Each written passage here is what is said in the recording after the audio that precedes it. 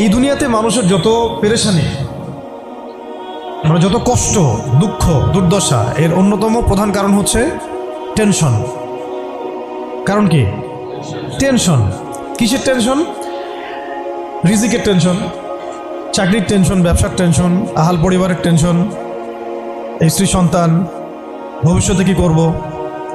দুনিয়ার টেনশনই তো বেশি, যদিও টেনশন থাকার দরকার ছিল পরকালের বেশি। দুনিয়ার টেনশন এবং পরকালের টেনশন সব দূর হয়ে যাবে যদি কেউ বেশি বেশি দরুদ পাঠ করে। এটা হাদিস থেকে বললাম। আর গুনাহ, আমলনামায় যে গুনাহগুলো আছে এগুলোও মিটে যাবে যদি কেউ বেশি বেশি দরুদ পাঠ করে। একজন সাহাবী রাসূল সাল্লাল্লাহু আলাইহি ওয়াসাল্লামকে বলেছিলেন, ইয়া রাসূলুল্লাহ, আমি আমার দোয়ার মধ্যে কতটুকু দরুদ পড়ব? আমি কি 4 ভাগের 1 ভাগ দরুদ পড়ব? নবীজি বলেছেন সাল্লাল্লাহু আলাইহি ওয়াসাল্লাম, তুমি পড়তে পারো, চাইলে আরও বাড়াতে পারো, বাড়ালে তোমার জন্য উত্তম। ইয়া রাসূলুল্লাহ, আমি কি তাহলে 3 ভাগের 1 ভাগ দরুদ পড়ব আর 2 ভাগ দোয়া করব? নবীজি বললেন, করতে পারো, বাড়ালে তোমার জন্য উত্তম। ইয়া রাসূলুল্লাহ, আমি কি তাহলে অর্ধেক দরুদ পড়ব আর অর্ধেক দোয়া করব? নবীজি বলছেন, বাড়ালে উত্তম, চাইলে করতে পারো। ইয়া রাসূলুল্লাহ, আমি কি তাহলে সারা আমার পুরো দোয়াটাই শুধু দরুদই পড়ব আপনার উপরে? তখন নবী সাল্লাল্লাহু আলাইহি ওয়াসাল্লাম বললেন, যদি তুমি এটা করতে পারো তাহলে তোমার কোনো গুনাহও থাকবে না, কোনো দুশ্চিন্তাও থাকবে না।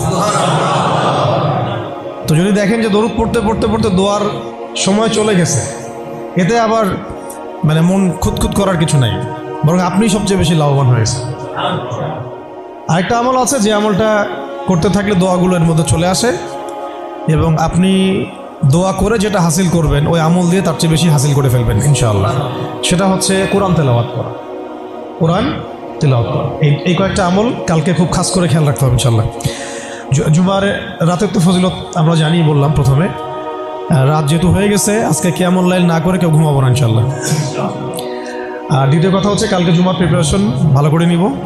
প্রিপারেশন কয়েকটা বললাম। সকাল সকাল মসজিদে আসতে হবে। জুমার খতিব আরবি খুতবা শুরু করবেন, তারপরে ঢুকবেন না, বয়ান শুরু হওয়ার আগেই মসজিদে আসতে হবে ইনশাআল্লাহ। মানুষের সমস্যা থাকতে পারে, ওজর থাকতে পারে, এটা আলাদা বিষয়। এটা হলো প্রথম কথা। সকাল সকাল মসজিদে আসা, গোসল করা, ফরজ গোসলের মতো গোসল করা, তারপরে হচ্ছে উত্তম কাপড় পরিধান করা। উত্তম কাপড় বলতে আমার সবচেয়ে সেরা কাপড়টা। আর আমরা মসজিদে আসি কিন্তু অনেকেই একেবারেই রাফ একটা কাপড় পরে আসি, এটা উচিত হয় না। হাদিসে জিবরিল মিশকাত শরীফে আছে, ওখানে দেখবেন জিবরাইল আলাইহিস সালাম মানুষের রূপ ধরে নবী সাল্লাল্লাহু আলাইহি ওয়াসাল্লামের কাছে এসেছিলেন। তার বর্ণনা দিচ্ছেন সাহাবী ওমর রাদিয়াল্লাহু আনহু, তার কাপড়টা ছিল ধবধবে সাদা, কাপড়টা ছিল ধবধবে সাদা এবং চুল কুচকুচে কালো। লা ইউরা আলাইহি আসরুস সাফার, তাকে দেখে মুসাফিরও মনে হচ্ছে না, মানে পরিপাটি হয়ে তিনি মসজিদে এসেছেন। কে? জিবরাইল আলাইহিস সালাম। এটা শিক্ষা দিয়েছেন আমাদেরকে যে মসজিদে আসলে পরিপাটি হয়ে আসলে, খুযু যিনাতাকুম ইনদা কুল্লি মসজিদ, প্রত্যেকবার যখন তোমরা মসজিদে আসবে তখন সুন্দর করে আসো, সুন্দর কাপড় পরে আসো। তাহলে সকাল সকাল মসজিদে আসা, হিসাব করেন কয়টা বলতেছে? 1, সকাল সকাল মসজিদে আসা, ফরজ গোসলের মতো গোসল করা। 3, কে বললাম? আতর খুশবু ব্যবহার করা, উত্তম কাপড় পরিধান করা। 4টা। 5টা হচ্ছে ইমামের কাছাকাছি বসা, ইমামের কাছাকাছি বসার চেষ্টা করা। 6, খুতবা মনোযোগের সাথে শ্রবণ করা। খুতবা দুটোই, বয়ানটাও এবং আরবিটা দুটোই খুতবার অংশ। যেহেতু আমাদের দেশের মানুষ মানে আরবিটা বুঝে না, এই কারণে বাংলায় বয়ান করা হয়, কিন্তু খুতবা কিন্তু আরবিতেই, খুতবা কিন্তু আরবিতেই দিতে হয়। অনেকে আবার বলেন যে মাতৃভাষাই খুতবা, এটি নিয়ে একটা ইখতিলাফ সৃষ্টি করে দেয়। এখন বলেন তো দেখি, সারা বিশ্বের মধ্যে কোন ভাষাটা সবচেয়ে বেশি বুঝে মানুষ? ইংরেজি। ঠিক বলছেন। কোন ভাষা সবচেয়ে বেশি বুঝে? তো এখন কি হজের খুতবাটা ইংরেজিতে দেওয়া লাগবে? হ্যাঁ, হজে যে বিভিন্ন জায়গা থেকে মানুষ আসে, এই যে কয়েকদিন আগে হয়ে গেল, হজের খুতবা হয় না? এখন যেহেতু সব ইন্টারন্যাশনাল ভাষা হচ্ছে ইংরেজি, তেমন কি হজের খুতবাটা ইংরেজিতে দেওয়া লাগবে? খুতবা আরবিতেই। খুতবা কিসে? আরবিতেই। ওটা বোঝা আমার দায়িত্ব, আমাকে বুঝতে হবে। বোঝার জন্য আমাকে যদি আরবি শিখতে হয়, শিখতে হবে। এইভাবে ইসলামী খেলাফত যখন কায়েম ছিল তখন আরবি সারা বিশ্বে ছড়িয়ে পড়েছিল, তখন সবাই মোটামুটি আরবি ভাষা বুঝত। যখন থেকে খেলাফত চলে গেছে, জাতীয়তাবাদ চলে আসছে, আর কয়েকটা তন্ত্রমন্ত্র, ওগুলো নিয়ে পরে কথা বলছি। এগুলো যতদিন আমাদের পর্যন্ত মানে মাথাটা খেয়ে ফেলছে আর কি আমাদের, তখন আরবিটাও আস্তে আস্তে শিক্ষা ব্যবস্থা থেকে উঠে গেছে। এখন আপনি এটা ঐচ্ছিক হয়ে গেছে, আগে বাধ্যতামূলক ছিল। তো খুতবা শুনবেন, খুতবা শোনার পরে খুতবা চলাকালীন কাউকে ডিস্টার্ব করা যাবে না। ডিস্টার্ব করা যাবে না বলতে কেউ যদি পাশে কথাও বলে তাকে এটাও বলা যাবে না চুপ করো, এটাও বলা যাবে না, উচিত না। সাহাবেরা যদি এমন কেউ একটু একটু বাচ্চা যদি দৌড়াদৌড়ি করতো তাহলে ছোট ছোট এরকম পাথর রাখতেন সামনে, ওইটা দিয়ে ঢিল দিয়ে সতর্ক করতেন খুতবা হচ্ছে বসো, মুখ দিয়ে বলতেন না যে বসো। মানে এইভাবে তারা খুতবা শুনতেন। এই কারণেই তো কথাগুলো কলিজা পর্যন্ত পৌঁছাতো এবং সেটা আমলে আসতো। আলহামদুলিল্লাহ। আরেকটা হলো ইমামের কাছাকাছি বসলাম, খুতবা শুনলাম এবং নামাজ শেষ করলাম ইমামের সাথে, তাহলে ফজিলত হচ্ছে প্রত্যেক কদমের বিনিময়ে 1 বছরের নফল নামাজ, 1 বছরের নফল রোজা নেকি হবে ইনশাআল্লাহ। এইটা হলো জুমার দিনের প্রথম কাজ। আরেকটা কাজ বললাম, দরুদ বেশি বেশি পাঠ করা। ফজিলত তো আপনারা জানেনই, আমি কয়েকটা বলে দিলাম। একটা হলো যদি টেনশন ফ্রি লাইফ লিড করতে চান তাহলে দরুদ, আর যদি চান আপনি আমার গুনাহ মাফ হয়ে যাক তাহলে দরুদ, বেশি বেশি দরুদ। এমনকি যদি আপনি চান যে আপনার দোয়া বেশি বেশি কবুল হোক তাহলেও দরুদ। মনে করেন আমি তাওহীদপন্থী, সুন্নাহর অনুসারী, হালাল খাই, দোয়াও করছি, জায়েজ দোয়া, এই দোয়াটাও আসমানে ঝুলে থাকবে। এই দোয়াটা কত ঝুলে থাকবে? আসমানে ঝুলে থাকবে। এটা রবের কবুলিয়াত পাওয়ার জন্য যে মাধ্যম সেটা হলো দরুদ। দরুদ পড়বেন, এটা উঠে যাবে ইনশাআল্লাহ। যেই নবীর এত বড় শান, এত বড় মর্যাদা, সেই নবীকে আজকে বাংলাদেশের মাটিতে কিভাবে কটূক্তি করা হচ্ছে খেয়াল করছেন? এগুলো নিয়ে কথা বলা হয়। দেখা যায় রাষ্ট্র তো এখন আসলে ইসলামিক রাষ্ট্র আর নাই, ওটা তো একসময় ছিল ইসলামিক খেলাফা। এখন চলতেছে সব আমেরিকান প্রেসক্রিপশনে আর কি। কেউ চালায় ভারতের প্রেসক্রিপশনে, কেউ চালায় আমেরিকার প্রেসক্রিপশনে, কেউ চালায় পশ্চিমাদের প্রেসক্রিপশনে। রাসূল সাল্লাল্লাহু আলাইহি ওয়াসাল্লামের সিরাত অনুযায়ী কেউ রাষ্ট্র চালায় না। তো সিরাত অনুযায়ী রাষ্ট্র চালালে এরকম সাতেমদেরকে ধরে কল্লা নামায় দেওয়া লাগতো। এখন দেধারসে দেখেন যেখানে সেখানে বাকস্বাধীনতার নামে যেই নবীর উপর দরুদ না পড়লে আপনার দোয়া পর্যন্ত কবুল হবে না, সেই নবীকে কিভাবে গালিগালাজ করা হচ্ছে। নাউযুবিল্লাহি মিন যালিক। কি করবেন? প্রতিবাদ করতে গেলে আমরা দেখলাম যে মামলা করা হলো, মামলার পরে সেই আইনের ধারাটাই বাতিল করে দেওয়া হলো। আইনের ওই ধারাই বাতিল করে দেওয়া হলো। কি আইন! নিজের স্বার্থে যখন তখন করাও যায়, আবার বাতিলও করা যায়। এই জন্যই তো আমরা বলি মানবরচিত আইনগুলো হচ্ছে তাগুত। মানবরচিত আইনগুলো কি? তাগুত মানে কি? তাগুত মানে শয়তান। তাগুত মানে কি? শয়তানের একটা ভার্সন, মানে আপগ্রেডেড ভার্সন হচ্ছে তাগুত। প্রোম্যাক্স তাগুত, শয়তান প্রোম্যাক্স, এটা হচ্ছে তাগুত। তো আল্লাহর আইন বাদ দিয়ে যখন মানুষ নিজের আইন রচনা করে তখন এরকম অবস্থা হয়। যে আইন রাসূলের শানে কটূক্তিকারীর বিচার করতে পারে না, সেই আইন আপনাকে সমাজে শান্তি দিবে, ইনসাফ দিবে? এই জিনিসটা আমাদের বুঝে আসতেছে না। এখন আমরা ঘুরে ফিরে আবার সেই ওই তন্ত্র মন্ত্রের পিছনে ছুটতেছি। এখনো শরিয়া ইমারা খেলাফতের কথা আমরা বুঝতে পারতেছি না। তবে বুঝি আর না বুঝি ইনশাল্লাহ সামনে এটা কায়েম হবেই। এটা নিয়ে কোনো সন্দেহ নাই, লা শাক্কা ফি, কোনো সন্দেহ নাই, এটা সামনে কায়েম হচ্ছেই, এটা কেউ ঠেকাতে পারবে না। তো যাই হোক, আরেকটা আমল ছিল জুমার দিন, সেটা হচ্ছে সূরাতুল কাহাফ তেলাওয়াত করা। কোন সূরা? সূরা কাহাফ কোনোভাবেই ছাড়বেন না। এটা আমি মানে জোর দিয়ে এই কারণে বলছি, সূরা কাহাফ যারা নিয়মিত পড়ে, অন্তত প্রত্যেক জুমায় পড়ে, তাদের কলবের চোখ খুলে যাবে।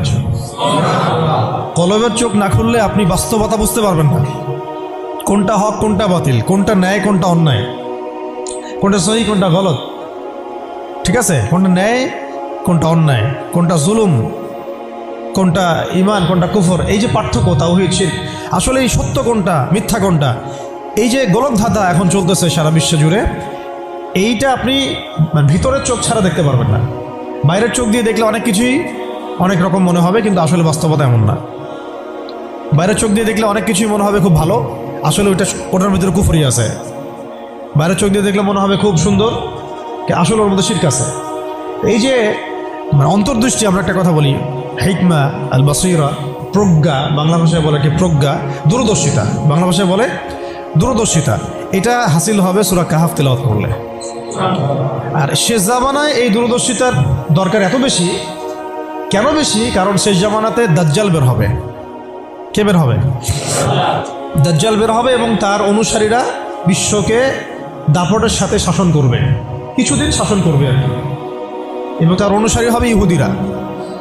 অনুসারী কারা হবে? অনুসারী হবে 4 রকমের, 4 প্রজাতির মাখলুক আর কি, বলে দিলাম। হ্যাঁ, 4 কি 5? আচ্ছা, একটা হচ্ছে ইহুদিরা, দেখতে পারতেছেন ওরা কি করতেছে ইসরায়েলে, ফিলিস্তিনে।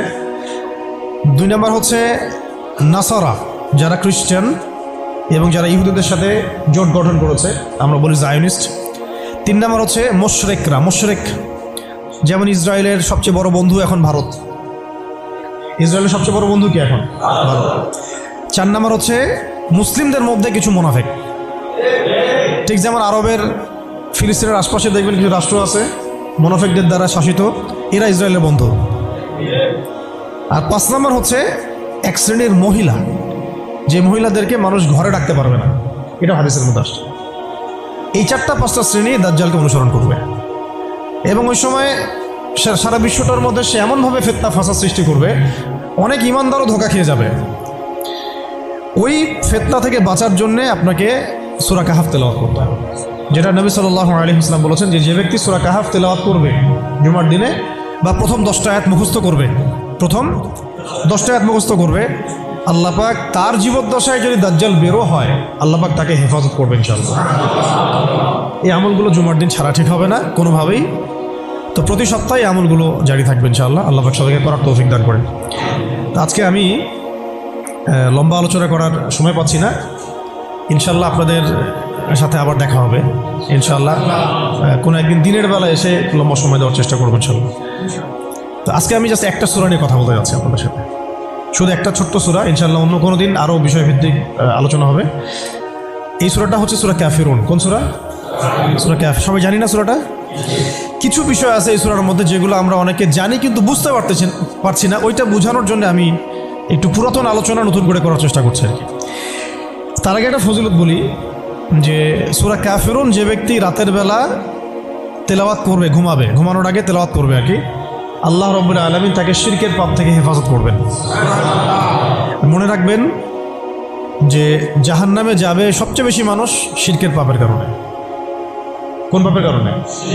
শিরকের পাপের কারণে। এবং শিরকের পাপ এমন পাপ যেই পাপটা আল্লাহ রাব্বুল আলামিন ক্ষমা করেন না, ওই অবস্থায় মারা গেলে ক্ষমা করেন না। কিন্তু তওবা করলে, জীবদ্দশায় তওবা করলে ইনশাআল্লাহ মাফ হতে পারে, অবশ্যই হতে পারে। কিন্তু ওই শিরকের পাপ নিয়ে কেউ যদি মারা যায়, আল্লাহ রাব্বুল আলামিন এই পাপটাকে ক্ষমা করবেন না। এটা সূরা নিসার মধ্যে অনেকবার বলা হয়েছে, ইন্নাল্লাহা লা ইয়াগফিরু আন ইউশরাকা বিহি ওয়া ইয়াগফিরু মা দুনা যালিকা লিমান ইয়াশা। নিশ্চয় আল্লাহ রাব্বুল আলামিন শিরকের গুনাহকে মাফ করেন না, কিন্তু অন্য যে কোনো বড় গুনাহ হোক আল্লাহ পাক যাকে ইচ্ছা মাফ করতে পারেন, যাকে ইচ্ছা আল্লাহ মাফ করতে পারেন। এখন এই শিরকের পাপ থেকে বাঁচাবে কোন সূরা? সূরা কাফিরুন। রাতের বেলা তেলাওয়াত করতে হবে অন্তত একবার, অন্তত একবার। রাতের আরও অনেক আমল আছে, এটা তো আপনারা জানেনই। অন্তত পক্ষে এই আমলগুলো করবেন, সূরা ফালাক, নাস, ইখলাস এগুলো পড়বেন। শেষ রাতে মোনাজাত করবেন, 2 রাকাত নফল হলেও পড়ার চেষ্টা করবেন। আল্লাহ পাক সবাইকে তৌফিক দান করেন।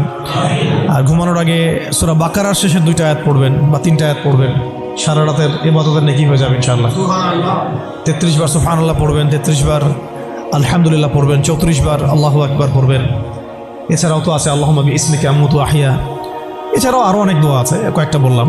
সূরা মুলক তেলাওয়াত করতে পারেন যদি সময় হয়, এবং করা উচিত, কারণ সূরা মুলকের তেলাওয়াত কবরের আযাব থেকে বাঁচাবে ইনশাআল্লাহ। এগুলো আমল করবেন। আমলটা বাড়ানোর চেষ্টা করতে হবে এই কারণে যে যার আমল বেশি তার মধ্যে নূর বেশি, আল্লাহ পাকের মারিফত বেশি, তার মধ্যে দ্বীনের ফিকিরও বেশি থাকবে এবং তার দোয়াও বেশি কবুল হবে ইনশাআল্লাহ। সে আল্লাহকে পাবে, কাছে পাবে। আমল ভালো হলে আখলাক ভালো হবে, আখলাক ভালো হলে তার দ্বারা সমাজ উপকৃত হবে। এবং আমরা খেয়াল করে দেখেছি সিরাতের কিতাবগুলোতে সাহাবায়ে কেরাম জিহাদের মাঠেও মেসওয়াক ছাড়তেন না, জিহাদের মাঠেও মেসওয়াক ছাড়তেন না। মানে আমলে তারা গুরুত্ব দিতেন, খুব বেশি আমলের প্রতিযোগিতা করতেন, কে কত বেশি আমল করতে পারে। একজন সাহাবী খুঁটির সাথে নিজেকে বেঁধে রাখছিলেন, যে ঘুম আসে, নামাজ পড়তে পড়তে ঘুম আসে, খুঁটির মধ্যে বেঁধে রেখেছেন নিজেকে, এটা ঘুমে পড়ে না যান। তো পরে নবী সাল্লাল্লাহু আলাইহি ওয়াসাল্লাম বললেন যে এত মানে অতিরিক্ত কষ্ট না করতে বললেন। আল্লাহ পাক তো সবসময় তোমার ইবাদত কবুল করতে পারেন, নিজের উপর এহসান করো, নিজের শরীরের হক আদায় করো। একজন সাহাবী তো এমন আমল শুরু করেছিলেন যে স্ত্রীর প্রতি তাকানোই বন্ধ করে দিয়েছেন এক সময়, হ্যাঁ তাই না? পরে স্ত্রী এসে অভিযোগ করছে, আমাকে তো আমার স্বামী দেখেই না। তখন নবী সাল্লাল্লাহু আলাইহি ওয়াসাল্লাম ডেকে বললেন যে দেখো, স্ত্রীর হক আছে তোমার উপরে, তার হক আদায় করো, সেটাও সুন্নাত, এটাও ইবাদত। তো এইভাবে সাহাবায়েরা আমলের প্রতিযোগিতা করতে। তো আমাদেরকে আমলের মধ্যে ব্যালেন্স করতে হবে, আমলে ব্যালেন্স করতে হবে, মানে একদিকে ঝুঁকে যাওয়া না, সব আমলগুলো যেন আমার আমলের মধ্যে থাকে, এটা ব্যালেন্স করতে হবে। শুধু তসবি দানা নিয়ে পড়ে থাকবো, জিহাদের কথা বলবো না, এটাও আবার না। আবার শুধু জিহাদের কথাই বলবো, দিন কায়েমের কথাই বলবো, নিজের ইবাদত আমল ঠিক থাকবে না, এমনও না। মানে সব কিছু ব্যালেন্স থাকতে হবে, আকীদা, আমল, সুন্নাহর ইত্তেবা সব ব্যালেন্স থাকবে। সবচেয়ে জরুরি দুইটা বিষয়ে আমরা মাথায় রাখবো, একটা হলো ইবাদত, একটা হচ্ছে দিন কায়েম। একটা হলো ইবাদত, একটা হলো দিন কায়েম। ইবাদত তো ব্যক্তিগত ব্যাপার, এটা জীবনের প্রত্যেকটা ক্ষেত্রে ইবাদত থাকবে, আর দিন কায়েম করতে হবে জীবনের প্রতিটা ক্ষেত্রেই, শুধুমাত্র ব্যক্তিগত জীবনে, ইবাদত বন্দেগীর জীবনে না, আমার অর্থনীতি, ব্যবসা বাণিজ্য, আমার সংস্কৃতি, শিক্ষা এবং রাজনীতির মধ্যেও। আল্লাহ পাক তৌফিক এনায়েত করেন।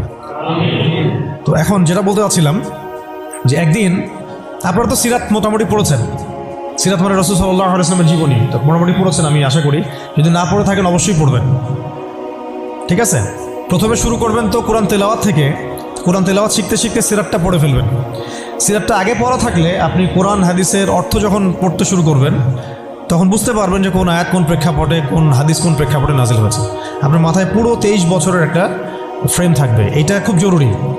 তাহলে আপনি বুঝতে পারবেন যে কিভাবে দিন প্রতিষ্ঠা করতে হবে, এবং কীভাবে নবী সাল্লাল্লাহু আলাইহি ওয়াসাল্লাম করেছেন, তার উপর দিয়ে কী অতিবাহিত হয়েছে, সাহাবীদের উপর দিয়ে কী অতিবাহিত হয়েছে, এটা আমাদের মাথায় থাকবে, এবং কোন প্রেক্ষাপটে তারা কীভাবে রিয়্যাক্ট করেছেন ওইটা আমাদের মাথায় থাকবে। সিরাতটা আমি পড়ার জন্য খুব বেশি জোর দিই। আরেকটা বিষয় বলতে চাই যে এই সিরাতের প্রথম যে 13 বছর এটা ছিল মাক্কি জীবন। কোন জীবন? মানে মক্কায় নবী সাল্লাল্লাহু আলাইহি ওয়াসাল্লাম দাওয়াত দিচ্ছেন। তো মক্কার পরিবেশটা কেমন? মক্কার পরিবেশটা হচ্ছে আবু জেহেলদের শাসন চলতেছে। কাদের শাসন? আবু জেহেলের শাসন চলছে, আবু লাহাবের শাসন চলছে, উতবা সাহেবা এদের কর্তৃত্ব চলছে। আবার একই সাথে নবী সাল্লাল্লাহু আলাইহি ওয়াসাল্লাম তিনিও একটা সম্ভ্রান্ত বংশ থেকে আসছেন, সম্ভ্রান্ত গোত্র থেকে, বনু হাশিম থেকে। তো তার গোত্রের মর্যাদা অনেক বেশি, ঠিক আছে? আর এদিকে বনু মাখজুম, বনু তাইম, বনু আদি, আরও অনেক গোত্র আছে। তো তারাও কিন্তু মোটামুটি প্রভাবশালী। তো রাজনৈতিক যে ক্ষমতাটা, মক্কার রাজনৈতিক যে ক্ষমতাটা, এটা আছে ওই সময় Abu Jahl, Abu Lahab, Utba সাহেব এদের হাতে। এবং ওদের একটা পার্লামেন্ট ছিল, ওর নাম ছিল দারুন নাদওয়া। কী নাম ছিল? দারুন নাদওয়া। তারা আল্লাহকে বিশ্বাস করতো, একটু ভালো করে বোঝার চেষ্টা করেন। তারা আল্লাহ পাককে বিশ্বাস করতো, আল্লাহ বলে একজন আছে, এটা তারা আকীদা ঠিক রাখতো। এমনকি আল্লাহ পাক সৃষ্টিকর্তা, আল্লাহ পাক রিজিক দাতা, আল্লাহ সন্তান দাতা, এটাও তারা বিশ্বাস করতো। কারা বিশ্বাস করতো? Abu Jahl, Abu Lahab, Utba সাহেবা, তারাও বিশ্বাস করতো। তাহলে কিসে বিশ্বাস করতো না? তারা তাওহীদে রুবুবিয়াত বিশ্বাস করতো, কিন্তু উলুহিয়াত, আসমা ও সিফাতে বিশ্বাস করতো না। মানে আল্লাহ পাকেরই যে বিধান মানতে হবে, আল্লাহ পাকেরই যে দাসত্ব করতে হবে, এবং মৃত্যুর পর জবাবদিহিতা আছে, এই বিষয়গুলোতে তারা বিশ্বাসী ছিল না। এখন প্রথম 3 বছর নবী সাল্লাল্লাহু আলাইহি ওয়াসাল্লাম গোপনে দাওয়াত দিয়েছেন। কত বছর? প্রথম 3 বছর। আর চতুর্থ বছর থেকে প্রকাশ্যে দাওয়াত শুরু হয়েছে। মক্কার কত বছর মোট? 13 বছর। এই সময় তো ইসলামী রাষ্ট্র কায়েম হয় নাই, হয়েছে দাওয়াত হয়েছে, খালি দাওয়াত। কোন পরিবেশে দাওয়াত? বলুন, আবু জেহেলের যে রাজত্ব, ওর মধ্যে দাওয়াত হয়েছে। মনে করেন যে আপনি এখন আছেন মোদির রাজত্বে, মনে করেন। তো ওই রকম একটা পরিবেশে যদি ইসলাম আসে, ওইটা একটা মক্কার মিসাল হইতে পারে, যে ওইটা একটা মক্কার মতো পরিবেশ। ওইখানে আপনি দাওয়াত, সবাই অমুসলিম, সবাই মূর্তি পূজারী, সবাই মুশরিক, ওখানে আপনি ইসলামের দাওয়াত দিচ্ছেন। পরিস্থিতি কত কঠিন! কঠিন না সহজ? অনেক কঠিন। শুধু যে শিরক আছে তা না, ওই সমাজে সুদও আছে। কি আছে ওই সময়? সুদ আছে। ওই সমাজের মধ্যে জেনা আছে, ওই সময় ব্যভিচার আছে, ওই সময় মাদক দ্রব্য আছে, মেয়েদের অবমাননা আছে, কন্যা সন্তানকে জীবন্ত দাফন করা হয়, তারপরে জুয়া আছে, মারামারি, হানাহানি, কাটাকাটি, গোত্রে গোত্রে দ্বন্দ্ব, এগুলো একটা সমাজের মধ্যে। একটু চিন্তা করেন, কল্পনা করেন। আপনার এই এলাকা কি এমন? আপনার এলাকা কি এমন? না। কিন্তু ওই বিষয়গুলোর কিছু কিছু বিষয় তো অবশ্যই এখনও আছেই। বরং এমন কিছু বিষয় আছে যেগুলো আগের চেয়ে বেশি আছে। কারণ আইয়ামে জাহিলিয়াতের যে কথাটা বলছি, আইয়ামে জাহিলিয়াতে কিন্তু সমকামিতা ছিল না এত বেশি। আপনার পুরো বাংলাদেশে এখন সমকামিতা আইয়ামে জাহিলিয়াতে যে বেশি। ওই আইয়ামে জাহিলিয়াতে আপনার ট্রান্সজেন্ডার ছিল না, আপনার বাংলাদেশে আছে এখন। আইয়ামে জাহিলিয়াতে পর্নোগ্রাফি ছিল না। পর্নোগ্রাফি মানে মোবাইল ফোনে তো বুঝে নিত, এগুলো ছিল আইয়ামে জাহিলিয়াতে ছিল না। প্রযুক্তির এত উৎকর্ষ ছিল না যেটা দিয়ে এরকম বোম টোম ফেলে পারমাণবিক বোম দিয়ে মানুষকে মেরে ফেলা যায়, ছিল না। এরকম এয়ারক্রাফট নিয়ে গাজার উপর দিয়ে গেল, বোম ফেলে দিল, মেরে ফেললো শিশুদেরকে, এমন ছিল। মানে অনেক ব্যাপার আমি আপনাকে দেখাতে পারবো যেগুলো আইয়ামে জাহিলিয়াতের চাইতে এখন অনেক বেশি আছে শয়তানি। কিন্তু কিছু কিছু বিষয় ছিল যেগুলো আবার আইয়ামে জাহিলিয়াতে ছিল না। এক কথায় আমরা এটা বলতে পারি যে নবী সাল্লাল্লাহু আলাইহি ওয়াসাল্লাম যখন নবী হয়ে এসেছেন তখন 23 বছরের মধ্যে তিনি আইয়ামে জাহিলিয়াতকে কবর দিয়ে গেছেন। কিন্তু যখন থেকে আবার খোলাফায়ে রাশেদা শাসন চলে গেছে, ইসলামী খেলাফতগুলো আস্তে আস্তে আস্তে আস্তে অ্যাবলিশ হয়ে গেছে, তখন আবার নতুন করে জাহিলিয়াতগুলো এই সমাজে, শুধু সমাজে না, সমাজে, রাষ্ট্রে, বিশ্বের বুকে একেবারে একদম ঢুকে গেছে না, মানে একদম শেকড় গেড়ে ফেলছে। এখন সময় হচ্ছে ওই আবার নতুন শেকড় গাড়া জাহালাতগুলোকে উপড়ে ফেলার, এইটা সময় এখন। এই জন্য পরিস্থিতিটা বুঝতে হবে যে নবী সাল্লাল্লাহু আলাইহি ওয়াসাল্লাম কোন জায়গায় দাওয়াতের কাজ করছিলেন। চোখ বন্ধ করে চিন্তা করেন যে একটা সমাজের মধ্যে খালি মূর্তি, সবাই মূর্তি পূজা করে, সবাই সুদ খায়, ধরেন সবাই বেশিরভাগই দেখা যায় জিনা করে, মেয়েদের তেমন কোনো বৈবাহিক অধিকার নাই, সম্পত্তির অধিকার নাই, বাচ্চাকে কবর দিয়ে দিচ্ছে জীবন্ত, মদ খাচ্ছে মানুষ, জুয়া খেলতেছে, মারামারি করছে, ইত্যাদি ইত্যাদি ইত্যাদি। এরকম একটা অবস্থায় রাসূলুল্লাহ সাল্লাল্লাহু আলাইহি ওয়াসাল্লাম ইসলামের দাওয়াত দেওয়া শুরু করলেন। দাওয়াত দিতে দিতে প্রথম 3 বছর তিনি গোপনে দাওয়াত দিয়েছেন, গোপনে গোপনে গোপনে দাওয়াত দিয়েছেন। ওই সময় কিন্তু তৈরি হয়েছে আবু বকর রাদিয়াল্লাহু আনহু, ওসমান রাদিয়াল্লাহু আনহু, আলী ইবনে আবি তালেব, যায়েদ বিন হারুসা, এই সাহাবায়ে কেরাম তৈরি হয়েছেন ওই সময়। আব্দুল্লাহ বিন মাসউদ, বিলাল ইবনে রাবাহ, এই সাহাবায়ে কেরাম তৈরি হয়েছেন কিন্তু ওই প্রথম 3 বছরেই, 3-4 বছরেই। এরপর যখন প্রকাশ্যে দাওয়াত দেওয়া শুরু করলেন, যখন ওমর এবং হামজা রাদিয়াল্লাহু আনহু তাদের মতো সাহাবীর ইসলাম কবুল করলেন, প্রকাশ্যে দাওয়াত শুরু হলো, তখন হকার বাতিলের দ্বন্দ্ব শুরু হলো। মানে সত্য নিয়ে আপনি যখন মাঠে নামবেন তখনই মিথ্যার সাথে দ্বন্দ্ব শুরু। এটার নিয়ম, চিরায়ত নিয়ম। ব্যাস Abu Jahl, Abu Lahab, Utba, সাহেবারা তো খেপে গেল। এখন এমন কোনো পথ পদ্ধতি নাই যেটা তারা অ্যাপ্লাই করে নাই। প্রথমে আঘাত করলো এভাবে, আরে ওর কথা শোনার দরকার নাই, সে তো মাজনুন, ব্যক্তিগত আক্রমণ। খেয়াল করে দেখবেন এখনও আপনি বাংলাদেশে দাওয়াতের কাজ শুরু করেন, সবার আগে আপনি শয়তানদের পক্ষ থেকে, মানে মানুষ এবং জিন শয়তান উভয়, দুটার কথাই বলতেছি, শয়তানদের পক্ষ থেকে সবার আগে বাধা পাবেন, আপনার ব্যক্তি নিয়ে সবার আগে আক্রমণ করা হবে। আগে ব্যক্তিগত জীবনে আক্রমণ করা হবে, আগে আপনাকে রাষ্ট্রীয় নির্যাতনের শিকার করা হবে না, ওটা পরে আসবে, শেষে আসবে। আগে ব্যক্তি থেকে, তারপর পরিবার থেকে, সমাজ থেকে, ধর্মনেতা থেকে, তারপর রাষ্ট্র থেকে, এইভাবে বাধা আসে আর কি। তো রাসূল সাল্লাল্লাহু আলাইহি ওয়াসাল্লামকে প্রথমে বলা হচ্ছিল যে মাজনুন, নাউযুবিল্লাহ মিন যালিক, সাহের, জাদুঘর, নাউযুবিল্লাহ, ফারিকুল জামাত বিভক্ত করতেছে, নাউযুবিল্লাহ। তারপরে বলা হচ্ছে আর কি বলেন, শায়ের, কবি, আর এরকম প্রায় 8-10টা কথা বলা হচ্ছিল, 8-10টার মতো কটাক্ষ করা হচ্ছিল প্রথম 3 বছরে। কিন্তু তেমন কোনো শারীরিক নির্যাতন করা হচ্ছিল না প্রথমে, আগে এভাবে ব্যক্তিকেন্দ্রিক আক্রমণ করা হচ্ছে। এরপর আল্লাহ পাক জবাব দিচ্ছেন, কোরআন নাজিল হচ্ছে, প্রত্যেকটার অ্যান্সার আসতেছে কোরআনে, তাই না? দাওয়াতের গতি বাড়তেছে, আলহামদুলিল্লাহ। মানুষ তো একবার ইসলামে আসলে আর ফিরে যাচ্ছে না, জান্নাতের খবর পেয়ে গেছে মানুষ। কোথায় ছিলাম, অন্ধকার থেকে আলোতে চলে আসছে। আর যারা এই নূরের স্বাদ একবার পেয়েছে তারা কি আর ফিরে যাবে? এখনও দেখেন অনেক বড় বড় পাপী মানুষ, আমরা নিজেও দেখেছি, নিজেরা অনুভব করেছি, বহু বড় বড় পাপী মানুষ রাসূল সাল্লাল্লাহু আলাইহি ওয়াসাল্লামের রওজার সামনে গিয়ে সালাম দিয়েই একেবারে তওবা করে খাঁটি মুমিন হয়ে গেছে। বহু মানুষ আছে এমন, অনুভূতি কাজ করে ওখানে গেলে। একটা অনেক পাপী মানুষ ছিল, কাবাঘর ধরে যেই টাচ করছে কাবা ঘরে, চোখ দিয়ে দরদর করে পানি পড়া শুরু হয়েছে, সে তার লাইফকে সংশোধন করে নিয়েছে। আর সেখানে তো সাহাবীরা রাসূলের কাছে যাচ্ছেন, তার দরবারে বসছেন, হাতে হাত রেখে বায়াত করতেছেন, তাকে তার পা ধুয়ে দিচ্ছেন, তাকে উজু করাই দিচ্ছেন, সারাদিন তারা রাসূল সাল্লাল্লাহু আলাইহি ওয়াসাল্লামের সাথেই আছে। কত বড় সৌভাগ্যের বিষয়। এখন প্রথমে যখন দেখা গেল এইসব দিয়ে কাজ হচ্ছে না, তারপর তারা অর্থনৈতিক চাপ দেওয়া শুরু করলো, সামাজিক বয়কট করা শুরু করলো। কারা? কারা? Abu Jahl, Abu Lahab, Utba, Saiba. আমি কিন্তু এই কয়েকটা নাম বলছি, এটা কিন্তু শুধু নাম নয়, এটা একটা ক্যারেক্টার, চরিত্র। আজকের বিশ্ব আবু জেহেল আছে, আবু লাহাব আছে, উতবা সাইবার আছে না? সেম পদ্ধতি তারাও কিন্তু অবলম্বন করতেছে ইসলামকে দমন করার জন্য। সেম এটা মিলাই নেবেন আপনারা সিরাত থেকে। এবার শুনেন, অর্থনৈতিক চাপ দিয়ে কোনো কাজ হচ্ছে না, ব্যক্তিগত আক্রমণ করে কাজ হচ্ছে না, শারীরিক নির্যাতন করেও কাজ হচ্ছে না। সাহাবীদেরকে মেরে ফেলা হচ্ছে, সুমাইয়া রাদিয়াল্লাহু আনহাকে মেরে ফেলা হয়েছে না, শহীদ করা হয়েছে। তারপরে ইয়াসির রাদিয়াল্লাহু আনহুকে শহীদ করা হয়েছে মক্কায়। এরকম সাহাবীদেরকে নির্মম নির্যাতন করা হচ্ছে। বেলাল রাদিয়াল্লাহু আনহুকে পিটানো হচ্ছে, উসমান রাদিয়াল্লাহু আনহুকে পর্যন্ত মারা হয়েছে, আবু বকর রাদিয়াল্লাহু আনহুকে উতবা মেরেছে একদিন, লাআনাহুল্লাহ। এখন শারীরিক নির্যাতন করে কোনো কাজ হচ্ছে না, ঈমান থেকে সরানো যাচ্ছে না, অর্থনৈতিক বয়কট করে কাজ হচ্ছে না। 3 বছর বয়কট করে দিল বনু হাশেমকে, মনে আছে আপনাদের? গাছের ছালপাতা খেয়ে তারা থাকলেন শিয়াবে আবু তলেবে। 3 বছর বয়কট, সমাজ থেকে বয়কট, গালিগালাজ করে কোনো কাজ হচ্ছে না, এমনকি জীবন কেড়ে নিয়েও, জান নিয়েও কোনো কাজ হচ্ছে না। এই আন্দোলন, এই লা ইলাহা ইল্লাল্লাহ মুহাম্মাদুর রাসূলুল্লাহ বিপ্লবী কালিমাকে থামানো যাচ্ছে না। কোন পরিবেশে?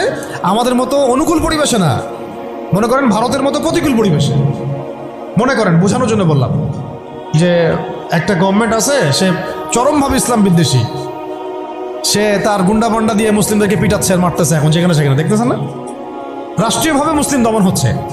একটা তো হলো রাষ্ট্রীয়ভাবে না, মানে অরাজনৈতিকভাবে কেউ ইসলামের বিরোধিতা করতেছে, সেটা আলাদা ব্যাপার। একটা হচ্ছে রাষ্ট্রীয়ভাবে ইসলামকে দমন করা হচ্ছে। কোথায়?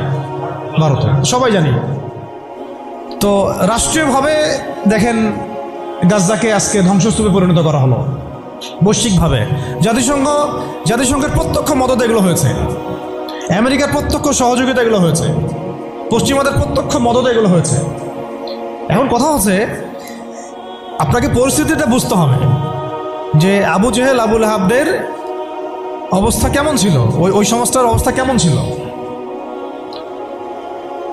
প্রতিকূল পরিবেশে দাওয়াতের কাজ করা হচ্ছে, তারা একটার পর একটা অস্ত্র প্রয়োগ করছে, কিন্তু কোনো অবস্থাতেই মুসলমানদেরকে থামানো যাচ্ছে না। তাদের সংখ্যা কি বাড়ছে না কমছে? মুসলিমদের সংখ্যা বাড়ছে না কমছে? আবার বলেন, মুসলিমদের সংখ্যা কি বাড়ছে না কমছে? বাড়ছে আর বাড়ছে আর বাড়ছে, দিন দিন বাড়ছে। কত নির্যাতন হচ্ছে, শারীরিকভাবে মারা হচ্ছে, অর্থনৈতিক নিষেধাজ্ঞা দেওয়া হচ্ছে, সমাজ থেকে বয়কট করা হচ্ছে, তারপর সম্পত্তি থেকে বঞ্চিত করা হচ্ছে, বাবা ছেলেকে তাড়াই দিচ্ছে, মা ছেলেকে তাড়াই দিচ্ছে। কি একটা অবস্থা! অবস্থা কি ভাবতে পারছেন কেমন জটিল অবস্থা? এত কিছু করেও যখন কোনো কাজ হলো না, তখন Abu Jahl, Abu Lahab, Utba সাহেবারা একটা নতুন ফর্মুলা নিয়ে আসলো। এখন তারা নতুন একটা ফর্মুলা নিয়ে আসছে। এই ফর্মুলাটার নাম হচ্ছে আপোষকামিতা বা সন্ধি করা। এটার নাম কি? আপনারা খেয়াল করে দেখবেন, আমি একটু বলে নেই 1 মিনিট।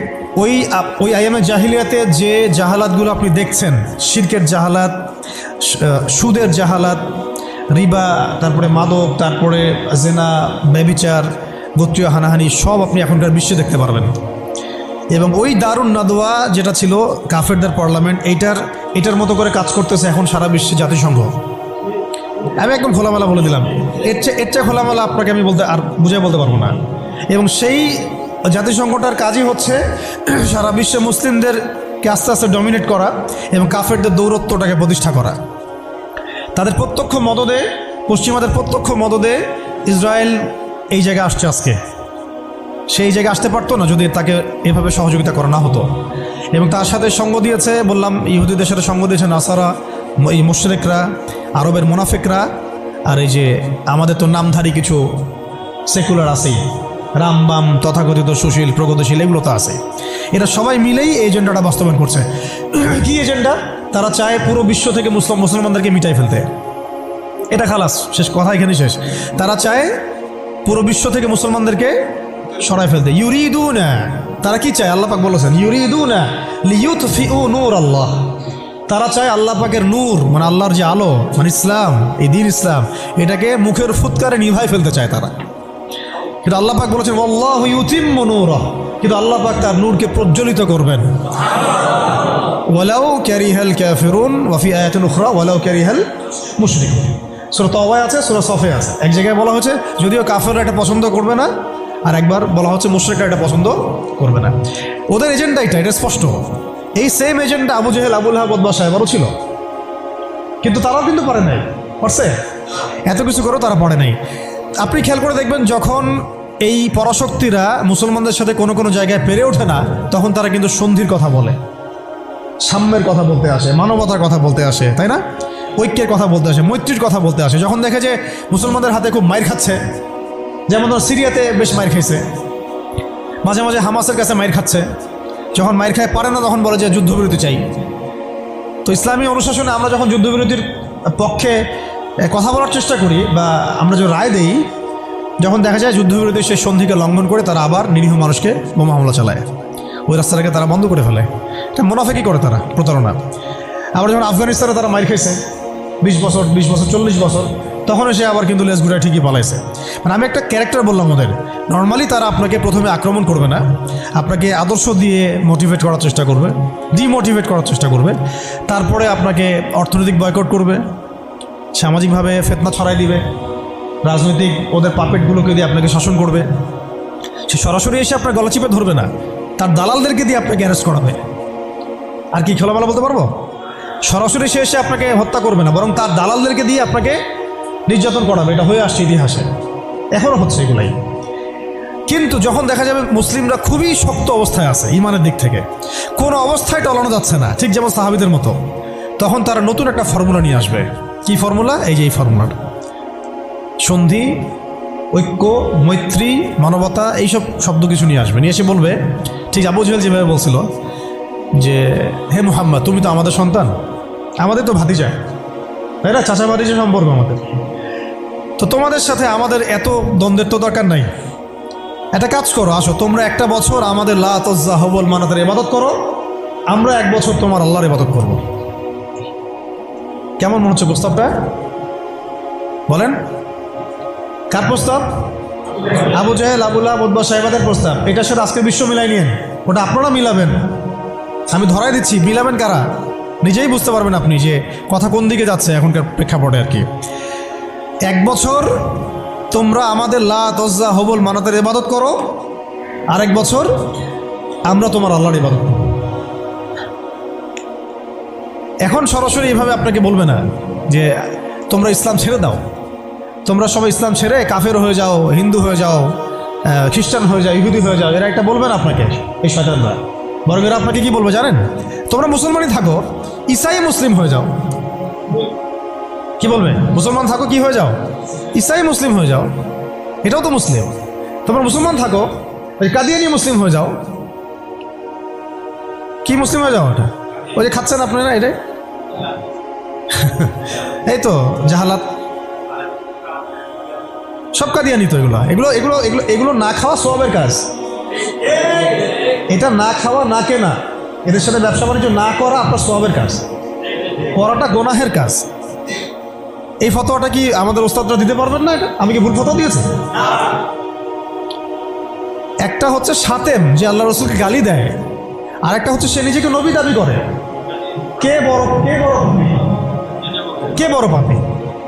দুটা তো পাপী, অবশ্যই দুটাই তো পাপী, দুইটাই মুরতাদ, দুটাই হত্যাযোগ্য অপরাধ করছে। কিন্তু একজন বলছে যে আমি নিজেই নবী, আর একজন নিজেকে নবী দাবি করে নাই, বলছে মুহাম্মদ নাউজুবিল্লাহ, সে নাউজুবিল্লাহ একটা কথা বলে ফেলছে, নাউজুবিল্লাহ মিন যালিক, আমরা বলতে পারবো না। এখন কথা হচ্ছে দুজনেই কিন্তু সাতেম, দুজনেই কিন্তু মুরতাদ, উভয়কেই হত্যা করতে হবে। ইসলামী ফিকহে এটাই আছে। কিন্তু এর মধ্যে বড় পাপীটাকে,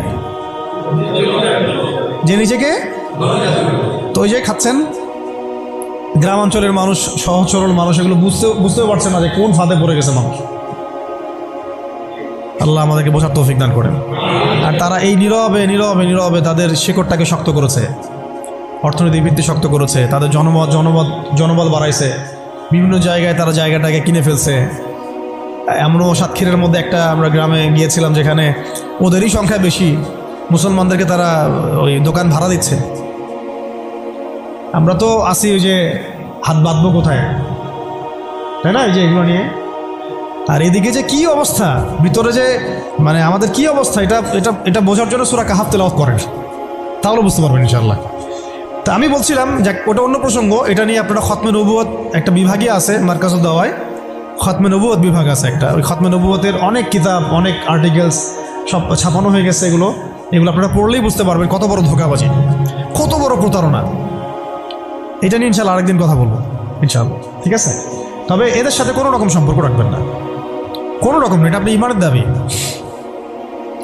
আমি বলছি না যে আপনি অস্ত্র নিয়ে আপনি গিয়ে তাকে গর্দান নামায় দেন, এটা আপনি করতে পারবেন না। এটা আপনি করার মতো এখন আপনার ক্ষমতা নাই। যদি এটা ইসলামিক রাষ্ট্র হতো তাহলে আমরা এটার ব্যবস্থা নিতে পারতাম। এটা ইসলামিক রাষ্ট্র নয়, এটা একটা গণতান্ত্রিক রাষ্ট্র, সেকুলার রাষ্ট্র এবং জাতীয়তাবাদী রাষ্ট্র, এবং এই মতবাদগুলো ইসলামের সাথে সাংঘর্ষিক। ঘোরায় পেঁচায় খাওয়ানোরও কোনো সুযোগ নেই। এই মতবাদগুলো দিয়ে আপনি ইসলামী শরিয়া রাষ্ট্র কায়েম করতে পারবেন না। শেষ কথা, এটা চেষ্টা করে দেখে নেন, পারবেন না, কেউ পারে না আজ পর্যন্ত। এখন মূল যেটা কথা ছিল যে ওরা বলেছিল কি 1 বছর ইবাদত করো লাতজ্জা হবল মানাতের আমাদের মূর্তিগুলার, আমরা 1 বছর তোমার আল্লাহর ইবাদত করবো, ঠিক আছে? এখনকার আবু জেহেল, আবুল আহাব বা সাহেবেরা বলছে তোমাদের ধর্ম চেঞ্জ করার দরকার নাই, তোমরা ইসাই মুসলিম হয়ে যাও, তোমরা কাদিয়ানি মুসলিম হয়ে যাও। ওর নাম দিচ্ছে আহমদিয়া মুসলিম জামাত। তোমরা ধর্ম চেঞ্জ করার দরকার নাই, তোমরা আমাদের সুদভিত্তিক অর্থনীতিটা গ্রহণ করো। কি সুদের বিরুদ্ধে বললে অনেকে একটু খারাপ লাগে না? তোমরা ধর্ম চেঞ্জ করার দরকার নাই, লা ইলাহা ইল্লাল্লাহ পড়ো, মুহাম্মদ রাসূলুল্লাহ পড়ো, নামাজ পড়ো, হজ করো, উমরা করো, যাকাত দাও, কোনো সমস্যা নাই, কিন্তু আমাদের সুদভিত্তিক ব্যাংকিং সিস্টেমটা নাও। মানুষ নিয়েছে, প্রত্যেকটা মুসলিম কান্ট্রির মধ্যে এখন সুদভিত্তিক ব্যাংকিং সিস্টেম আছে। বুঝতে পারছি আমি কথা? তোমাদের ধর্ম চেঞ্জ করার দরকার নাই, তোমরা সমকামিতাটাকে প্রমোট করো। তোমরা মুসলমান থাকো, মুহাম্মদের উম্মত থাকো সাল্লাল্লাহু আলাইহি ওয়াসাল্লাম, সমকামিতাটাকে প্রমোট করো। এই যে প্রমোট করছে আমাদের ছাত্র ভাইরাও তো প্রমোট করছে, যারা কয়দিন আগে করলেন, রাস্তায় নেমে আন্দোলন করলেন। আপনাদের কাছ থেকে তো আমরা আশা করি নাই। এই জন্য তো আবু সাইদ রক্ত দেয় নাই। আপনারা যদি গাদ্দারি করেন তাহলে এই প্রজন্ম আপনাদেরকেও ছাড়বে না। সমকামিতা প্রমোট করছেন ঘুরাই ফিরায়।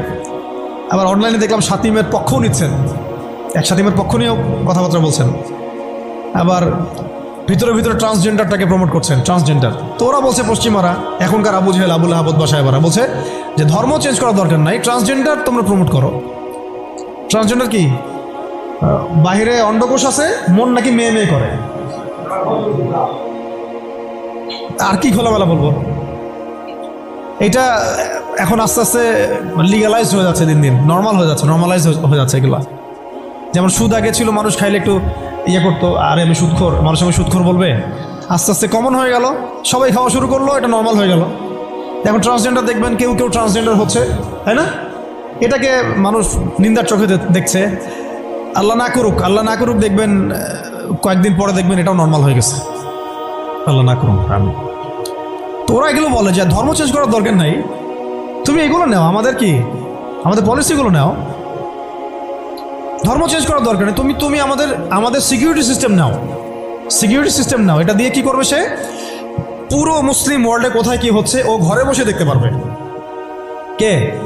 এই যুগের আবু জাহেল, আবুল আহাব, উতবা, সাইবারা, এরা কোথায় থাকে? এটা আপনার চোখের আড়ালে থাকে। তারা চোখের আড়ালে কি আছে ওটা ধরতে হলে কোন সূরা লাগবে? সূরা কাহাফ। কোন সূরা লাগবে? হ্যাঁ, ধর্ম চেঞ্জ করার দরকার নেই, তোমরা আমাদের গণতন্ত্র নাও। কি নাও? বাস নিচ্ছে মুসলমানরা। ধর্ম চেঞ্জ করার দরকার নেই, তোমরা আমাদের জাতীয়তাবাদ নাও। মুসলমান জাতীয়তাবাদ নিয়ে নিছে। ধর্ম চেঞ্জ করার দরকার নেই, তোমরা আমাদের সেকুলারিজম মতবাদটা নাও। মানুষ নিয়েছে। ধর্ম চেঞ্জ করতে হবে না, তোমরা মুহাম্মদের উম্মত থাকো সাল্লাল্লাহু আলাইহি ওয়াসাল্লাম। তোমরা আমাদের কমিউনিজম নাও, সমাজতন্ত্র নাও। মানুষ নিয়েছে। এইভাবে এখনকার যুগের আবু জেহেল, আবুল আহাবরা আমাদেরকে ওই প্রস্তাবের মধ্যে নিয়ে আসছে। আমরা ওই সময় তো সাহাবায়ে কেরাম জবাব দেওয়ার আগে আল্লাহ পাক জবাব দিয়ে দিয়েছেন, আর সেই জবাব তো কোরআনে মৌজুদ আছে। আমরা এই যুগের আবু জেহেল, আবুল আহাবদেরকে ওই জবাবটা দিতে পারি নাই, যেই জবাবটা আল্লাহ পাক কোরআনে দিয়েছেন। আল্লাহ পাক কি বলেছেন এই প্রস্তাবের পরে? আল্লাহ পাক বলেছেন, কুল, হে নবী আপনি বলেন, ইয়া আইয়ুহাল কাফিরুন, হে কাফেররা শুনো ভালো, লা আ'বুদু মা তা'বুদুন, আমি তার ইবাদত করি না যার ইবাদত তোমরা করো। আমি তার ইবাদত করি না যার ইবাদত তোমরা করো। ওয়ালা আনতুম আবিদুন মা আ'বুদ, তোমরা তার ইবাদতকারী নও যার ইবাদত আমি করি। ওয়ালা আনা আবিদুন মা আবাদতুম, এবং আমি তার ইবাদতকারী নই যার ইবাদত তোমরা করো। ওয়ালা আনতুম আবিদুনা মা আ'বুদ, এবং তোমরাও তার ইবাদতকারী হবে না যার ইবাদতকারী আমি। এখানে আয়াতকে রিপিট করা হয় নাই, বরং এটাকে একটাতে আপনার বর্তমান কালকে বোঝানো হয়েছে, একটাকে ভবিষ্যৎ বোঝানো হয়েছে।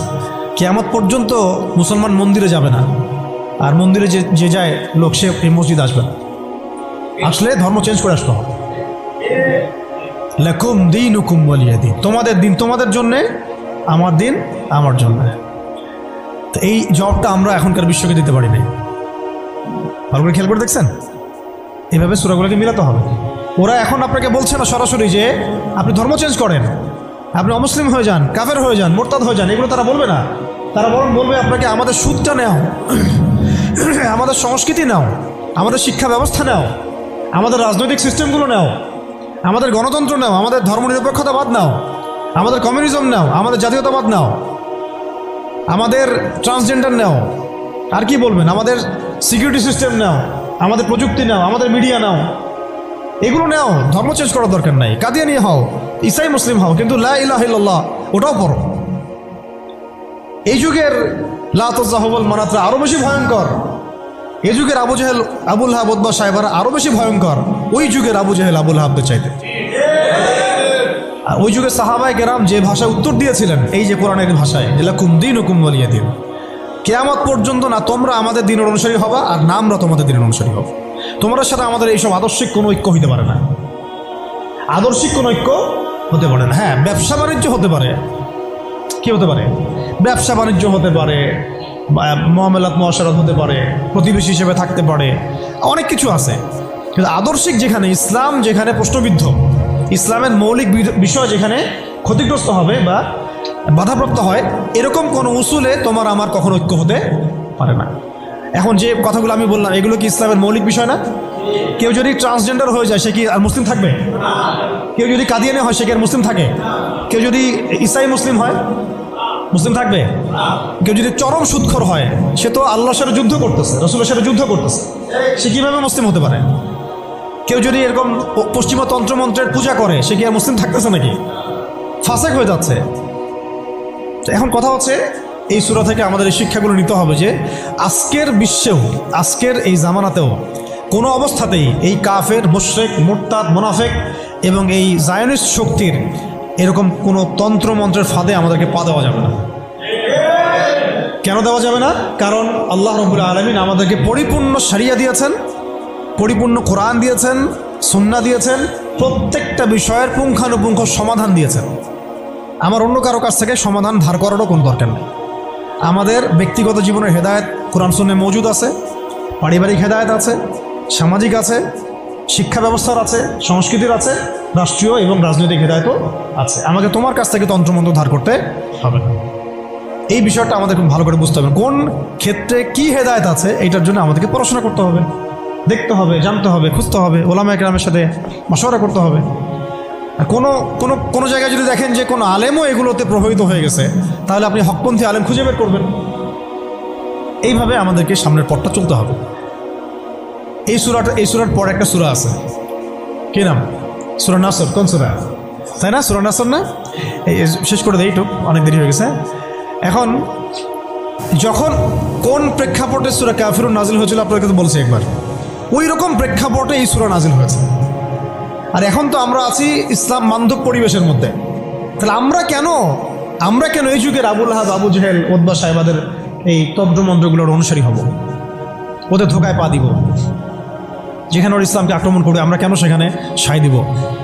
অথচ মক্কার মতো অবস্থায় সাহাবায়ে কেরাম এইভাবে জবাব দিয়েছেন সূরা কাফিরুনের জবাবে।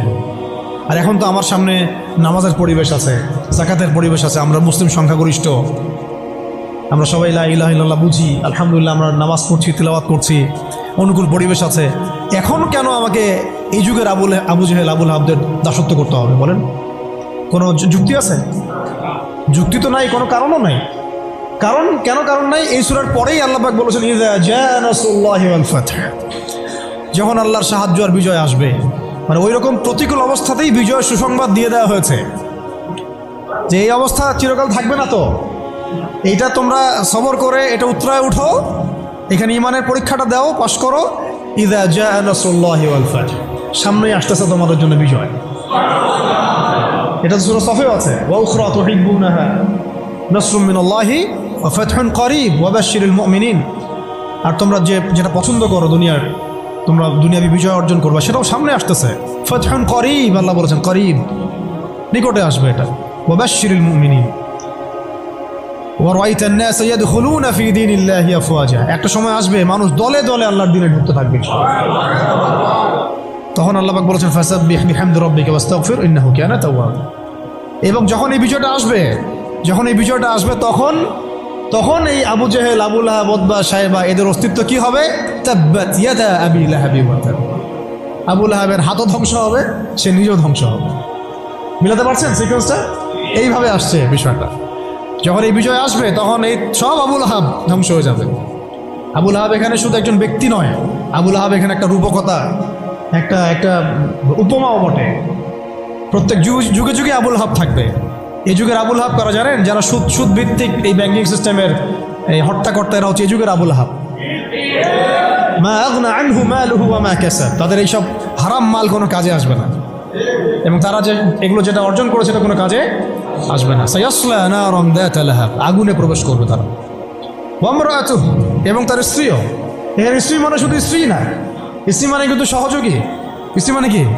সহযোগী। এরা কিন্তু একা কাজ করে না, আমি বললাম না একজনের সহযোগী। ইহুদিদের সহযোগী নাসারারা। আমেরিকা ছাড়া ইসরায়েল চলতে পারে নাকি? আমেরিকা ছাড়া ইসরায়েল চলতে পারবে? আমরা তো এতই সুশীল মার্কা প্রতিবাদ করি অনেকে, যে ইসরায়েলের বিরুদ্ধে কথা বলি, এদিকে আবার আমেরিকাকে খুশি রাখি। এ আবার কোন মুনাফিক? এটা আবার কোন মুনাফিক রে ভাই? সাপের মাথা তো আমেরিকা। ও তাকে অস্ত্র দেয়, সে তাকে প্রযুক্তি দেয়, সে তাকে সমরাস্ত্র দেয়, সে তাকে সাপোর্ট দেয়, সে তাকে মানে লাইসেন্স দেয় যে তুমি মারো, মুসলমানদেরকে মারো। জবাবদিহিও করারও দরকার নেই বিশ্বের সামনে। তারা কি জবাবদিহি করে? আমরা মারছি, আমাদের খারাপ লাগছে বলছে? সে বলে যে প্রত্যেকটা বাচ্চাকে মেরে ফেলাবো আমরা। বাচ্চাকে কেন মারে জানেন? এটা শুনে রাখেন। বাচ্চাকে হত্যা করছিল ফেরাউন, হ্যাঁ, কার আগমন ঠেকানোর জন্যে? হ্যাঁ, মাশাআল্লাহ, মুসা আলাইহিস সালামের আগমন ঠেকানোর জন্য। কারণ তাকে বলা হয়েছিল একটা ছেলে আসতেছে, তোমার সিংহাসন নড়াই দিবে একদম। তখন ওই ইউযাব্বিহুনা আবনাআকুম ওয়া ইয়াসতাহয়ুনা নিসাআকুম শুরু করলো। আবার ঈসা আলাইহিস সালামের আগমন ঠেকানোর জন্য তৎকালীন সময়কার বাচ্চাদেরকে হত্যা করেছিল। এখনকার এই দাজ্জালের অনুসারী এই জায়নিস্টরা কেন গাজ্জার বাচ্চাদেরকে হত্যা করতেছে জানেন? হ্যাঁ, এক্স্যাক্টলি, তারা ইমাম মাহাদির আগমন ঠেকাইতে চায়। কিন্তু আল্লাহ পাক ওইখানেই মাহাদিকে ঢুকাই দিবেন ইনশাআল্লাহ। এটা বললাম ওই সূরা কাফিরুনের হালতের উপরে অটল থাকেন। ইযা জাআ নাসরুল্লাহি ওয়াল ফাতহ, এটা আসতে যাচ্ছে। যখন আসবে তখন এই যে তাব্বাত ইয়াদা আবি লাহাবি ওয়া তাব, যত আবু লাহাব আছে সব ধ্বংস হয়ে যাবে ইনশাআল্লাহ।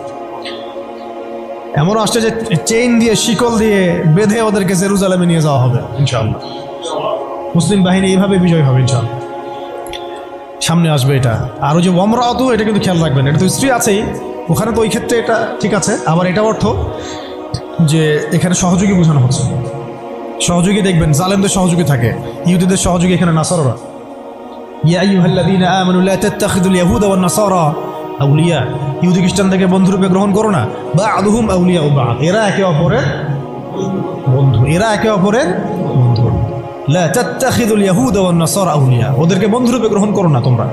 বা'দুহুম আউলিয়াউ বা'দ, এরা একে অপরের বন্ধু। দেখছেন সহযোগী? ওয়া ইমরাতুহু, তার স্ত্রীও যাবে কোথায়? জাহান্নামে। হাম্মালাতুল হাতাব, হেল্প করতো তাকে। কি করতো? খড়কুটা নিয়ে এসে ডিস্টার্ব করতো না নবী সাল্লাল্লাহু আলাইহি ওয়াসাল্লামকে, ফেলে রাখতো, কষ্ট দিত। ওরাও এখন দেখেন আল্লাহর দিনকে কষ্ট দেয়, রাসূলুল্লাহ সাল্লাল্লাহু আলাইহি ওয়াসাল্লামকে কষ্ট দেয়। সহযোগী কারা? ইহুদিদের সহযোগী দেখবেন, মানে মূল তো শয়তানটা দাজ্জাল। আমাদের সামনে কিন্তু আমার ইবলিসের সাথে লড়াই না, আমাদের সামনে দাজ্জালের সাথে লড়াই আর কি। ওরা তো বাস্তবে বের হবে, মানুষ হিসেবে বের হবে, সে মানুষ হিসেবে বের হবে, বের হয়ে সে বিশ্বকে শাসন করতে শুরু করবে। কাদেরকে নিয়ে শাসন করবে? ইহুদিদেরকে নিয়ে। আর ইহুদিদের সাথে সঙ্গ দিবে নাসারা, খ্রিস্টানরা, যারা জায়নিস্ট। তারা কিছু ভালো মানুষ থাকতে পারে, কিন্তু আল কুফার মিল্লাতুল ওয়াহিদ, কাফিররা একটা মিল্লাত। আর কে সঙ্গ দিবে এদের সাথে? মুশরিকরা। কারা? এটা কোথায় আছে? এটাও সূরা মাইদা দিয়ে আছে। লাতাজিদান্না আশাদ্দান-নাস আদাওয়াতাল লিল্লাযীনা আমানুল ইয়াহুদ ওয়াল্লাযীনা আশরাকু। মানুষের মধ্যে মুমিনদের সাথে সবচেয়ে বেশি শত্রুতা রাখে দুই শ্রেণীর মানুষ, ইহুদিরা এবং মুশরিকরা। এটাই হচ্ছে সেই কারণ যে কারণে আজকে ইসরায়েল ইন্ডিয়ার সাথে বন্ধুত্ব করছে। আর কিভাবে ব্যাখ্যা করবো আপনাদের সামনে? এটাই সেই কারণ যার কারণে আজকে ইসরায়েল এই ভারতের সাথে বন্ধুত্ব করছে। ও ভারত পুরো ইসরায়েলের প্রেসক্রিপশনেই চলে। যেভাবে গাজায় মুসলিম নিধন হচ্ছে, সেম পরিকল্পনা ওদের ভারতকে কেন্দ্র করে এখানে মুসলিম নিধন করার, এবং সেটা চলছেও, অলরেডি শুরু হয়ে গেছে। আর কাশ্মীরও তো আগে থেকে শুরু হয়েছিল, এখন রাষ্ট্রীয়ভাবে হচ্ছে, রাষ্ট্রীয় গুন্ডা বাহিনী দ্বারা হচ্ছে এগুলো। আর এদের প্রেসক্রিপশনে চলেছিল আমাদের বিগত ফ্যাসিস্টরা। মানে কে কার সাথে রিলেটেড বুঝতে পারছেন? তাহলে আমাদেরকে কত রকম শত্রুর সাথে লড়তে হবে, ভিতরে শত্রু, বাহিরে শত্রু, বিশ্বে শত্রু, আবার ওইদিকে আছে ওদের সাথে পশ্চিমারা এবং আমেরিকা। তারপরে আছে আবার আরবের মুনাফিকরাও ওদের সাথে আঘাত করে ফেলছে। আর মুশরিকরা তো আছেই। আর বললাম এক শ্রেণীর নারী, রাম বাম প্রগতিশীল সুশীল, এরাও ওদের সাথে যোগ দিবে। তাহলে আপনার আমার লড়াইটা কত কঠিন! ওই যে সূরা কাফিরুনের ওই অবস্থায় টিকে থাকাটা কত কঠিন। লাকুম দীনুকুম ওয়ালিয়া দীন, কত কঠিন। ওই সিরাতের রাস্তা পাড়ি দেওয়া লাগবে, ওই সবর করতে হবে, মারও খাওয়া লাগতে পারে, জানও যাবে, হিজরতও করা লাগতে পারে। হিজরত করেছেন নবী সাল্লাল্লাহু আলাইহি ওয়াসাল্লাম। তারপরে ইসলামী রাষ্ট্র আল্লাহ পাক দিবেন ইনশাআল্লাহ। কিসের মাধ্যমে দিবেন? দাওয়াত, তাবলীগ এবং জিহাদের মাধ্যমে। দাওয়াত, তাবলীগ এবং জিহাদের মাধ্যমে, শুধু দাওয়াত আর তাবলীগের মাধ্যমে না, দাওয়াত, তাবলীগ এবং সাথে জিহাদও থাকতে হবে। তারপরে ইসলামী রাষ্ট্র ব্যবস্থা আসবে ইনশাআল্লাহ। এরপরে দেখেন কি বলা হলো, ওমরাআতুহু, তার স্ত্রীও থাকবে। হাম্মালাতুল হাতাব ফি জিদিহা হাবলুম মিন মাসাদ। দেখেন ওর গলায় থাকবে জাহান্নামে ওই যে ছোবরা, রশি।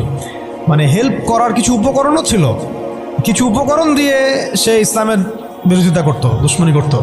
এখনও তারা অনেক উপকরণ বের করে ফেলছে ইসলামকে মানে ক্ষতিগ্রস্ত করার জন্য। এমনকি দেখেন কত নতুন নতুন প্রযুক্তি আসছে, এই প্রযুক্তিগুলো দিয়ে তারা ইসলামের ক্ষতি করতেছে।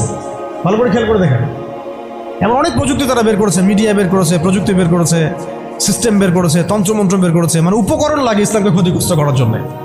আবুল আহাবের স্ত্রীও উপকরণ দিয়েই নবী সাল্লাল্লাহু আলাইহি ওয়াসাল্লামকে ক্ষতি করার চেষ্টা করছিল। আল্লাহ পাক আবার সেই উপকরণ তার গলায় ফাঁস লাগিয়ে তাকে মৃত্যু দিয়েছেন, মনে আছে? ওই গলার মধ্যে তার রশি আটকে ফাঁস লাগিয়ে সে মারা গেল। কে? আবুল আহাবের স্ত্রী। এই যে ক্ষতি, ইসলামের ক্ষতি করার জন্য যে উপকরণগুলো তারা বের করেছে, শুনে রাখেন, ইসলামের ক্ষতি করার জন্যে, ইসলামকে ধ্বংস করার জন্যে আর মুসলিম নিধনের জন্য তারা যে উপকরণগুলো তৈরি করেছে, যে সিস্টেমগুলো তৈরি করেছে, যে মিডিয়াগুলো তৈরি করেছে, যে প্রযুক্তিগুলো তৈরি করেছে, এগুলোই ওদের ধ্বংসের কারণ হবে ইনশাআল্লাহ। এমনও হইতে পারে সামনের বিশ্বে ওদের হাতে তৈরি করা পারমাণবিক বোম দিয়ে ওরাই মরবে ইনশাআল্লাহ। দেখে নিন, এটাও হইতে পারে ইনশাআল্লাহ। এটা সম্ভাবনা আছে, হবে এটা তো আমি বলতে পারবো না, এটা হতে পারে, সম্ভাবনা আছে, সম্ভাবনা আছে। আল্লাহ পাক যেন এদের মধ্যে শত্রুতা লাগায় দেন, একে অপরকে দিয়ে ধ্বংস করায় দেন। আমি যেভাবে ওরা মুসলিমদেরকে ধ্বংস করার পায়তারা করেছে, এর চেয়ে 1000 গুণ বেশি ধ্বংস আল্লাহ পাক তাদেরকে করে নেন। আমরা দোয়া করবো কাদের জন্য? যাদের মনের মধ্যে ইসলামের জন্য সিম্প্যাথি আছে, সফট কর্নার আছে, ইসলামকে মন থেকে ভালোবাসে, এই ভাইদের জন্য আমরা দোয়া করবো।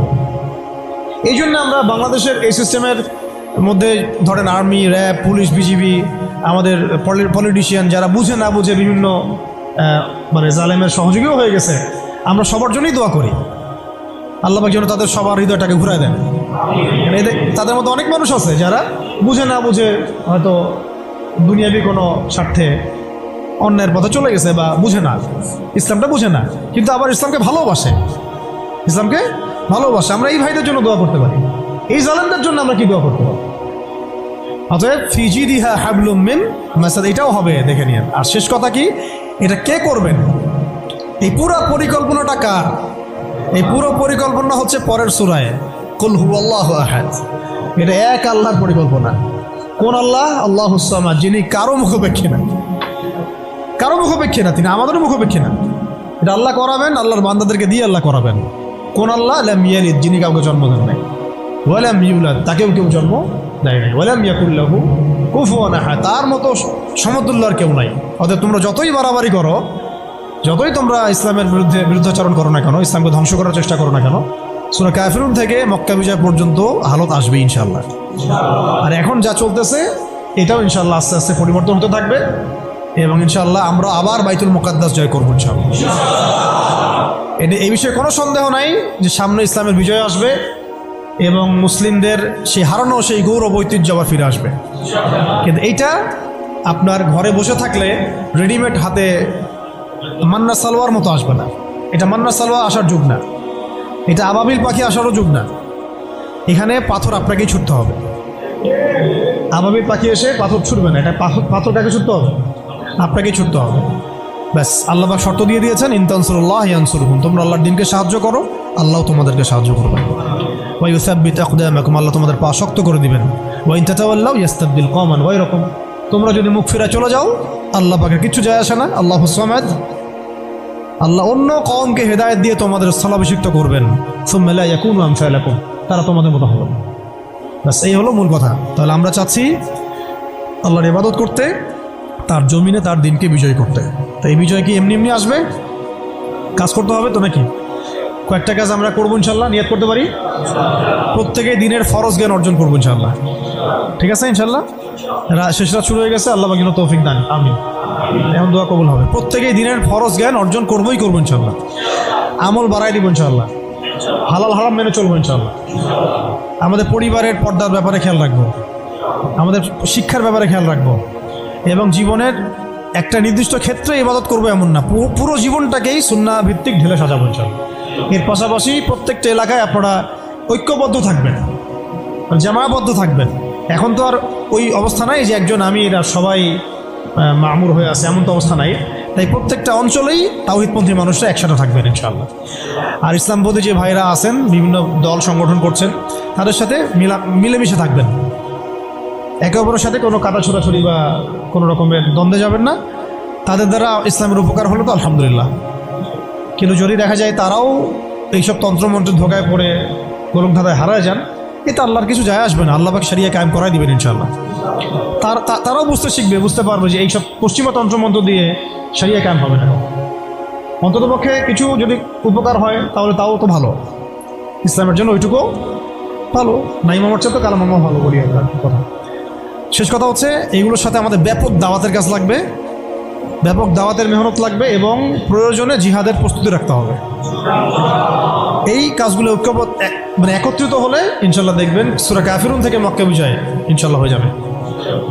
আচ্ছা, এইগুলো আমি আবেগ থেকে কথা বলেছি এমন না, এটা বাস্তব ছিল, অতীতেও হয়েছে এবং প্রত্যেক শতাব্দীতে ইসলাম বিজয়ী ছিল, এই শতাব্দীতেও হবে ইনশাল্লাহ। আল্লাহ পাক যেন সেই কাফেলায় আমাদেরকে কবুল করেন।